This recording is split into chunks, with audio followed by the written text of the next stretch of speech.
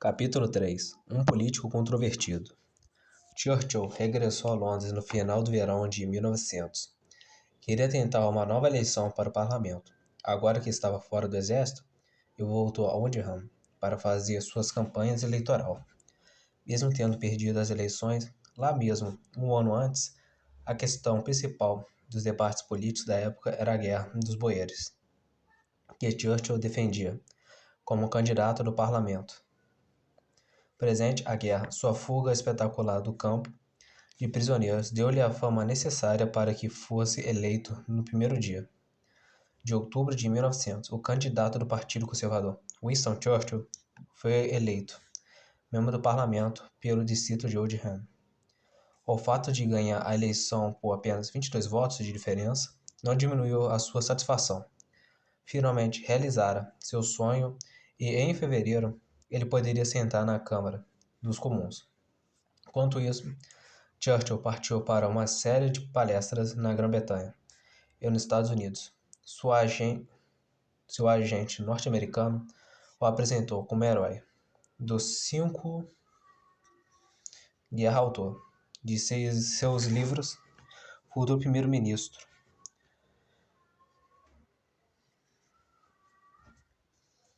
Na Grã-Bretanha, a palestra dos seus pais foram um sucesso. Já os Estados Unidos não renderam tanto, pois o agente cobrava uma comissão muito alta. Mesmo assim, Churchill conseguiu o dinheiro que precisava para começar sua carreira política, sem problemas financeiros. Quando o parlamento abriu as portas, a 14 de fevereiro de 1901, o novo membro orgulhosamente entrou nos salões, que passariam a ser seu segundo lar durante mais de meio século. Havia muitas normas de conduta tradicionais que costumavam deixar embaraçados os novos membros do parlamento. Mas Churchill fizera bem sua lição de casa, aprendendo todas as filigranas e todos os detalhes, desde a forma correta de se dirigir aos seus novos companheiros até as regras de protocolo que precisaria observar. Foi franco e ambicioso desde o primeiro dia, quando foi anunciado o dia de seu discurso de estreia. O salão ficou lotado. Como um conversador, Churchill naturalmente pretendia manter-se fiel ao partido que o elegera, mas sabia que não havia união entre os seus membros e via claramente que lucraria pouco se seguisse à risca a linha do partido. A crítica aberta que fez à política do governo do partido inglês na África do Sul incomodou muitos de seus colegas parlamentares, inclusive Giuseppe Campbell, o poderoso secretário de Colônias conservador. Depois de já tê-lo tratado amigavelmente, Chamberlain agora mostrava visivelmente irritação com o entusiasmo do jovem político. Entretanto, Churchill preferia apostar na sua independência e resolveu falar a verdade como a entendia, porque acreditava sinceramente que os conservadores estavam cometendo um erro após outro. Nesse primeiro discurso parlamentar, o jovem deputado já mostrava indícios de desilusão com a orientação política do partido. Desilusão esta que o perturbará cada vez mais nos próximos 3 anos. Na verdade, ele se aproximara dos conservadores, porque este representavam o partido de Randolph, seu pai. Porém, à medida que ganhava mais experiência e maturidade, esses laços se enfraqueciam. No fim de 1903, Churchill teve de reconhecer que suas convicções estavam mais ligadas à filosofia do partido. Liberal. Se fosse membro desse partido, pensava Churchill, poderia realizar mais a seguinte uma orientação política na qual acreditava. Além disso, também achava que, aderindo ao Partido Liberal, conseguiria subir mais rápido na vida política. Em relação aos conservadores, ele acreditava que esta não havia assumido uma posição firme nas questões importantes. as propostas conservadoras de abandonar o livre comércio e de taxar a importação chocaram-no, pois ele tinha certeza que essas medidas prejudicariam a prosperidade da Grã-Bretanha. Finalmente, em maio de 1904, Churchill deixou o partido conservador e aderiu ao Partido Liberal. A mudança, apesar de arriscada, significou para ele um alívio quando o governo conservador caiu no final de 1905 e o novo governo, liderado pelos liberais, se formou. Churchill foi nomeado subsecretário do Estado para as colônias, cargo que muito ajudaram no seu futuro político. Durante os 2 anos que passou como subsecretário, Churchill foi ao assessor de Lord Elgin em todos os assuntos relativos às possessões britânicas. Naquela época, as colônias eram o principal foco das tensões de partido do parlamento e Churchill, como sempre, fazia questão de se manter no centro dos acontecidos. Também procurava ficar a par de tudo que acontecia ao seu redor. Em pouco tempo, sua ambição e inesgotável energia ficaram famosos. Churchill era um administrador de Lord Elgin, mas às vezes tornava as coisas difíceis para seu chefe, pois gostava de chamar a atenção para si próprio. Os dois trabalhavam bem juntos e, entre outros feitos, estabeleceram a base para a unificação da África do Sul, ainda muito marcada pela Guerra dos Boeres. Após ajudar na formulação de uma nova constituição para o Transnaval, Churchill fez um forte apelo aos conservadores. No parlamento, conseguiu convencê-los de que o fato de o Transvaal escolher seus próprios governantes não significava um menosprezo dos soldados britânicos que morreram durante a guerra. Este feito diplomático foi o ponto alto da colaboração entre Churchill e Lord Elgin. No início de 1900, assumiu um novo primeiro-ministro liberal a quem lhe estava reservada a tarefa de governar a Grã-Bretanha durante um dos períodos mais turbulentos da sua história. Como recompensa pelo bom desempenho de Churchill no Colonial Office, secretário de Assuntos Coloniais, Herbert Asquith o nomeou para um cargo de ministro. Churchill aceitou com orgulho e presidência da Câmara do Comércio. Afinal, aos 33 anos, era 3 anos mais novo que o pai, quando este recebeu o primeiro posto de ministro. Na mesma época em que assumiu o cargo, Câmara do Comércio, Churchill se encontrou às voltas com outra situação inédita. Ele estava apaixonado. Num jantar, no início de março, de sentar ao lado de uma linda moça de 23 anos, chamada Clementine Rosier. Os homens se erguiam em bando atrás de Clement. Como era um bom conhecido, mas Churchill estava decidido a ganhá-lo. Agora que tinha dinheiro, um posto ministerial e um futuro promissor, podia pensar em casamento. Winston cortejou Clement com sua famosa determinação, enviando-lhe uma infinita de cartas em que falava de sua admiração. Finalmente, num fim de semana de agosto em Bel Air, residência que seus avós, Churchill pediu em casamento, e ela aceitou. Winston Churchill e Clementine Rose se casaram em Londres no dia 12 de setembro de 1908. Clement foi uma noiva linda e nervosa, mas não nervosa quanto o noivo, pálido e falando de política sem parar, até o início da cerimônia. Anos mais tarde, Churchill falaria muitas vezes de seu casamento como sua maior vitória. Formaram um casal feliz por 57 anos. Clement foi uma companheira que fortaleceu muito o marido, com um interesse ativo em seus problemas. Tiveram 4 filhos, 3 meninas e um menino. Embora a mudança da subsecretária para a Câmara de Comércio não tenha sido fácil, Churchill enfrentou tranquilamente em seu novo cargo. Era responsável pelas negociações trabalhistas e pelos assuntos comerciais. Durante este período, Churchill associou-se politicamente alguém que teria muita importância na sua carreira.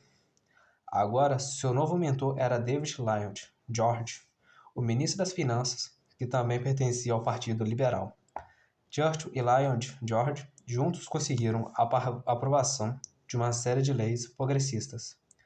O presidente da Câmara do Comércio estabeleceu escritórios de governo, que se mantinham a par das ofertas de emprego, que transmitiam essas informações aos empregados de defesa, argumentando que as estimativas militares deveriam ser reduzidas e a verba resultante aplicada em programas sociais. Isto causou uma enorme repercussão junto ao governo, especialmente quando os dois solicitaram uma redução dos gastos da Marinha. A Inglaterra tivera um gigantesco poderio naval durante centenas de anos. Agora, Churchill e Lyon o punham limitar a construção de navios de guerra. Quarta embarcação não são e não seis, como pediam os almirantes britânicos. Outros membros do governo, inclusive o primeiro-ministro Asquith, se opuseram com determinação a essa recomendação. Muitos políticos acreditavam que a capacidade militar da Grã-Bretanha deveria ser igual à da Alemanha, onde havia um forte desenvolvimento da indústria bélica. Nas suas incessantes procuras por novas fontes de renda, Churchill e Lloyd George surgiram em abril de 1909 uma medida particularmente polêmica: taxar os ricos e usar a verba obtida para financiar programas sociais. Como tal medida implicaria uma redistribuição de renda, Churchill foi atacado imediatamente por membros de sua própria classe social, a aristocracia. Este projeto também ameaçava se transformar em um escândalo, pois acarretaria mudanças significativas na tradicional ordem social da Grã-Bretanha. Os membros da Câmara de Londres dos Lordes manifestaram sua indignação com especial veemência, pois eram as suas propriedades que seriam taxadas mais pesadamente. Se a medida fosse aprovada, a disputa acerca do orçamento provocou uma profunda divisão no governo. Houve novas eleições e, apesar de uma redução na maioria liberal, Asquith e seu partido venceram novamente devido à sua crescente habilidade política e à sua maturidade. Churchill foi escolhido para presidir o ministro do Interior, responsável pelo sistema carcerário, pela polícia, pela previdência social e pela segurança interna do país. Ao mesmo tempo em que Churchill assumiu seu novo cargo, a Inglaterra coroava um novo monarca, o rei Edward VII. Morreu na primavera de 1910, com 68 anos, e seu filho, o novo rei, subiu ao trono com o nome de George V. Era o fim de uma era. O rei Edward representara as tradições conservadoras da aristocracia e os homens de negócios que dominaram o país durante centenas de anos. Também no Ministério do Interior, onde ficou apenas 20 meses, Churchill deixou sua marca disposto à reforma. O sistema carcereiro começou por abolir o castigo físico, instituiu um sistema de reembolso no lugar da prisão por não pagamento de multas e indenizou programas educacionais para os presos. Também se encarregou de rever pessoalmente os cargos de injustiça carcerária. Entretanto, durante seu mandato, também teve de enfrentar várias crises. Mineiros galeses entraram em greve por maiores salários e a polícia local solicitou ajuda dos militares quando a grevista começaram a destruir propriedades privadas. Churchill mandou 300 policiais de Londres e 400 soldados e a ordem foi logo restabelecida. Imediatamente, a atitude e a providência de Churchill foram criticadas pela direita e pela esquerda. Os primeiros diziam que ele havia feito pouco, os últimos que ele fizeram demais. Mas as provas às quais Churchill foi submetido não, não pararam. Aí, em janeiro de 1911, ele recebeu um telefonema urgente. Um grupo de revolucionários dos países do leste europeu tinha sido cercado num prédio de Sydney Street, no bairro de West End, em Londres, e se refugiados aos países satélites do autocrático Império Russo já tinha assassinado 3 policiais londrinos e cometido vários assaltos. Procurando financiar suas lutas revolucionárias, Churchill enviou tropas para reforçar a polícia e foi pessoalmente verificar a situação. Quando o prédio pegou fogo, não deixou que os bombeiros apagassem o incêndio. A sua presença no local foi severamente criticada pela imprensa e pelos seus colegas. No parlamento, os liberais se tornaram alvos de violentos protestos, pois haviam se recusado a endurecer as leis de imigração, permitindo que um enorme número de estrangeiros politicamente suspeitos se estabelecessem no país. No verão de 1911, o governo Asquith enfrentou mais uma crise. Protestos trabalhistas se espalharam por toda a Grã-Bretanha e culminaram em agosto com uma greve de operários ferroviários. Churchill tomou providências imediatas, pois sabia que sem um serviço de trens eficiente o país ficaria muito prejudicado. Para manter as ferrovias em funcionamento, mandou 50 mil soldados à estação de todo o país. Muitos não concordavam que Churchill acabasse com as greves, apelando para o exército, mas poucos notaram a ausência de violência. Durante essas intervenções, no período de 1911, o foco das atenções começaram a mudar.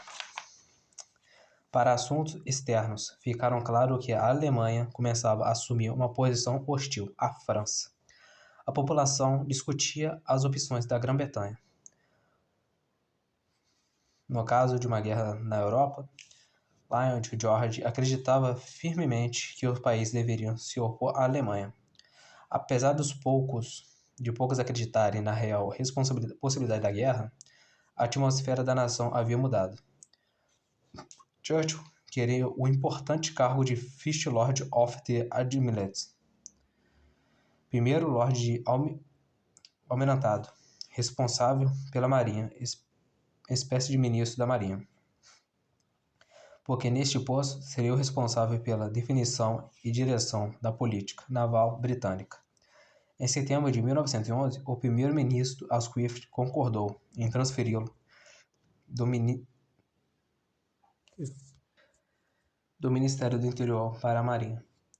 Nada poderia ter deixado Churchill mais feliz, apesar de ter lutado para reduzir as despesas militares no passado, preparar a Marinha para uma eventual guerra era agora sua principal prioridade. Tratava-se de uma batalha, um trabalho árduo, só o tempo diria se ele conseguiria ou não. Assim que assumiu o cargo de almirantado, Churchill se dedicou a estudar mapas, inspecionar navios e a aprender tudo o que podia sobre os assuntos navais estratégicos resolvidos, a criar a melhor marinha possível. Tomou algumas atitudes que não agradaram, substituiu vários almirantes que achava incompletamente e fez pressão para que o orçamento naval fosse aumentado, numa época em que muitos dos ministros relutavam em aprovar tais medidas. A frota britânica era a primeira linha de defesa do país e precisava ser constantemente modernizada. Após intensas discussões com o almirante Sir John Fish, oficial da Marinha, de grande habilidade e experiência, Churchill resolveu seguir em suas recomendações, fez com que a frota britânica fosse convertida de combustível a carvão para combustível a óleo, e que se equipasse os navios com armamentos mais pesados. A Grã-Bretanha também precisava de um número muito maior de navios de guerra para manter e para a marinha alemã, que crescia rapidamente. As tensões aumentavam enormemente durante os 2 anos e meio seguintes. A frota alemã estava obviamente se preparando para a guerra, e Churchill continuava a lutar pelo aumento do orçamento da marinha.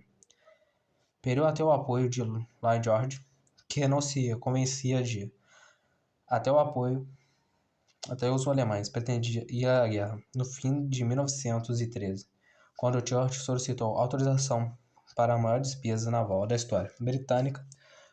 Quase todos pareciam estar contra ele. Começou a sofrer uma intensa pressão para pedir demissão. Em junho de 1914, a Alemanha comemorou a abertura de um canal que tomou possíveis navios da guerra alemãs ao acesso mais rápido ao Mar do Norte. As comemorações foram interrompidas bruscamente por notícias alarmantes. Em 28 de julho, o herdeiro do trono austro-húngaro, arquiduque Francisco Ferdinando, foi assassinado na cidade de Sarajevo, na Sérvia. Este foi o primeiro evento de uma série culminante na Primeira Guerra Mundial. O Império Austro-Húngaro deu à Sérvia um ultimato. Foi um documento tão provocador que muitos políticos europeus tiveram certeza de que os exércitos austro-húngaros evitariam a Sérvia, mas com o Império dos Habsburgo estava oficialmente aliado à Alemanha e a Sérvia tinha um acordo parecido com a Rússia. Era provável uma guerra entre duas nações mais fortes da Europa Central. A França estava obrigada, por um ou outro tratado, a prestar ajuda à Rússia, no caso de uma guerra. A Inglaterra, por sua vez, havia concordado extraoficialmente em apoiar a França. A Alemanha declarou guerra à França no dia 2 de agosto. No dia 4, o chanceler alemão von Bethmann Hohenweg declarou que as forças armadas de seu país não respeitariam a neutralidade da Bélgica em sua marcha sobre a França. O envolvimento britânico se tornou absolutamente inevitável, porque a Grã-Bretanha estava comprometida a defender a Bélgica. O exército e a marinha britânica foram mobilizados. Churchill, apesar de horrorizadamente com a ideia de uma guerra na Europa, estava ao mesmo tempo empolgado. Nos seus 3 primeiros anos, como primeiro Lorde do Almirantado preparado a marinha britânica exatamente para essa mentalidade. Finalmente, no dia 4 de agosto de 1914, a Alemanha invadiu a Bélgica, sob o pretexto que a França pretendia atacar a Alemanha, o que evidentemente não era verdade. Quando o primeiro-ministro Asquith recebeu notícias, foi a vez da Grã-Bretanha enviar um ultimato. Se os alemães não declarassem suas intenções, se retiraram da Bélgica até as 11 horas no dia 4 de agosto, hora de Londres. O governo de Sua Majestade se consideraria em guerra com a Alemanha. Passaram-se horas sem qualquer resposta. Quando o prazo do ultimato expirou, Churchill mandou o seguinte telegrama para todos os nativos da Guerra Britânica e para todas as bases navais do país: iniciar hostilidade contra a Alemanha. Alguns minutos depois, deixou a sede do Almirantado e foi para o 90º Downing Street, residencial oficial dos primeiros ministros britânicos, onde, como se mandava tradições, os membros dos ministros deviam se apresentar ao chefe do Estado imediatamente após a deflagração de uma guerra.